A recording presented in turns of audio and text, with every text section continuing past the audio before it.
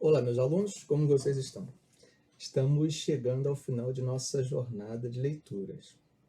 Gostaria de lembrá-los para que não deixem de entregar os memoriais até o dia 29. Nessa aula, nós vamos discutir um dos pontos mais importantes em nosso ofício. Espero que vocês tenham apreciado a leitura, embora eu acredite que a leitura desse texto, para alguns de vocês, não é inédita. Percebam como a relação do leitor com o texto não é estática.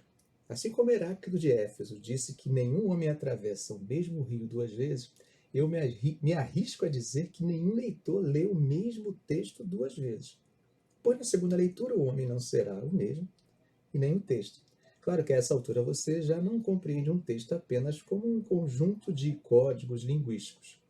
E é dentro dessa perspectiva que eu faço uso dessa analogia com o autor clássico do século IV.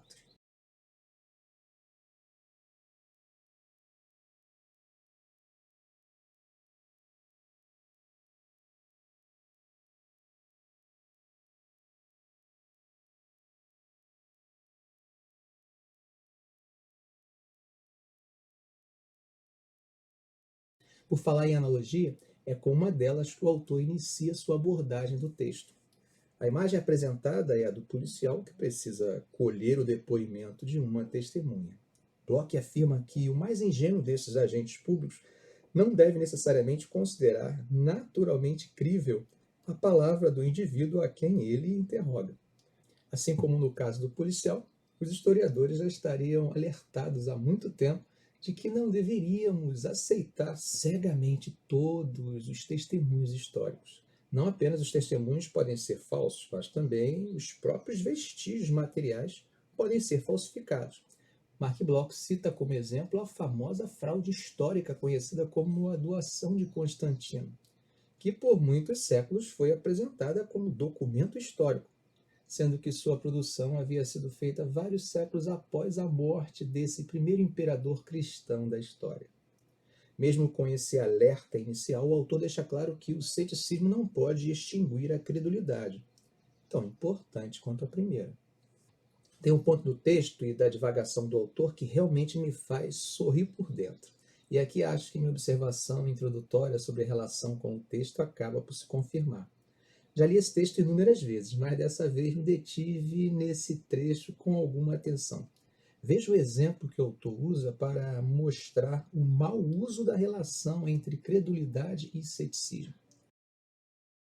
Conheci durante a outra guerra um simpático veterinário que, não sem alguma aparência de razão, recusava-se sistematicamente a dar qualquer crédito às notícias dos jornais. Mas se alguém despejasse em seu ouvido boatos dos mais inverossímeis, deliciava-se. O momento em que o historiador ultrapassa essa dificuldade em examinar o passado como universal se dá quando a dúvida passa a orientar o exame. Ela não elimina a credulidade, mas nos orienta a examinar. Como exemplo da dificuldade de se livrar do ceticismo absoluto, o autor cita o jesuíta von Poberdeck, que considerava a priori todos os documentos merovingios como falsos. No século XVII, a palavra crítica, que até então tinha um significado mais próximo a juízo de gosto, passa a designar prova de veracidade. Essa palavra começa a ser vinculada a algo mais técnico, que pode ser associado à existência de um método. Mas não podemos considerar a crítica que surgia no século XVII como um tratado puramente científico. Essa crítica muitas vezes era desenvolvida entre monges que, por mais devotos que pudessem ser, eram capazes de produzir textos altamente críticos, como por exemplo de Mabilon, que ao final da vida deixou para a posteridade um tratado da morte cristã. No século XVII, essa preocupação era frequente entre acadêmicos de filosofia, com proposta de temas como do testemunho dos homens sobre os fatos históricos. Mas nem sempre essa preocupação com o método crítico fez parte das preocupações dos historiadores. Durante longo tempo, essas preocupações eram exercícios quase que exclusivos de eruditos, exegetas e curiosos. O século XIX, sem dúvida, é o século em que essa preocupação com o método crítico toma mais corpo. A partir do final do século se torna quase que indispensável, Não é por acaso que é o tempo da história metódica. Mas não basta usar o método, é necessário demonstrar o seu uso. Dessa forma, confere-se cientificidade ao texto e se apresenta essa cientificidade ao leitor. Enquanto o jornalista se ufana do sigilo da fonte, o historiador, ao contrário, orgulha-se em revelá-la. A exposição da fonte constitui uma companhia para o leitor que a encontra indicada ao final do parágrafo, no meio do texto, no rodapé da página e exaustivamente exposta em detalhes ao final do capítulo ou da obra.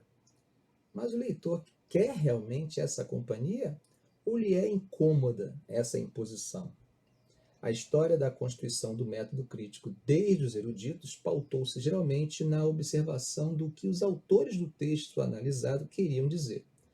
No entanto, em determinado momento, a história passou a se concentrar cada vez mais nos testemunhos involuntários.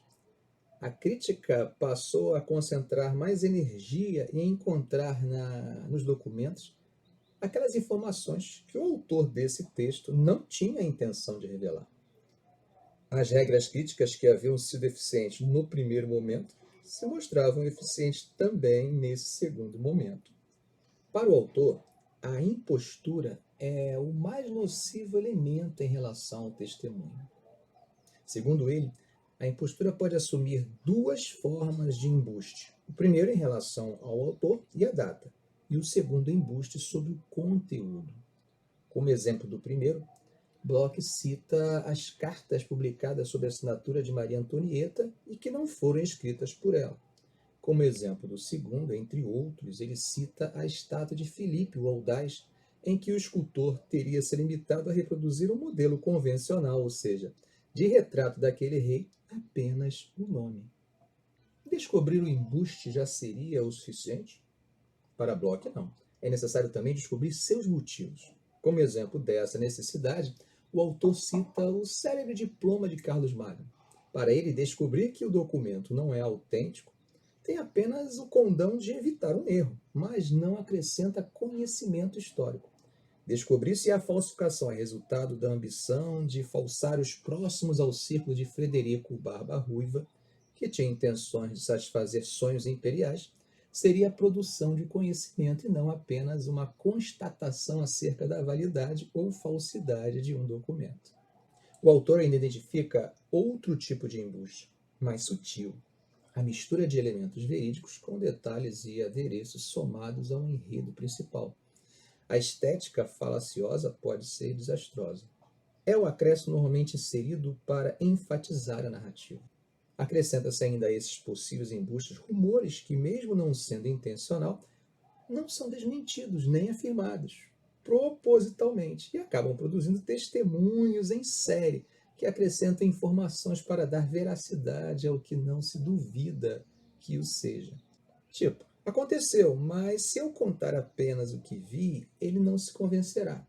Nessa linha, o autor faz alusão ao episódio do avião de Nuremberg, que, sendo francês, teria sobrevoado a cidade de Nuremberg poucos dias antes da declaração de guerra. Segundo Bloch, o Império Alemão tinha toda a capacidade de desmentir a existência de um avião bombardeio sobrevoando a cidade, conforme os rumores comentavam, mas não fez. A difusão de notícias falsas é mais frutífera dependendo do momento em que a sociedade vive. Há tempos em que essa situação acaba sendo mais propícia. Como exemplo, o autor acaba lembrando os 4 anos em que a Europa enfrentou o primeiro conflito mundial. Naquele momento, a propaganda e a censura contribuíam para uma realidade difusa. Era a transmissão oral mais respeitável do que a própria imprensa.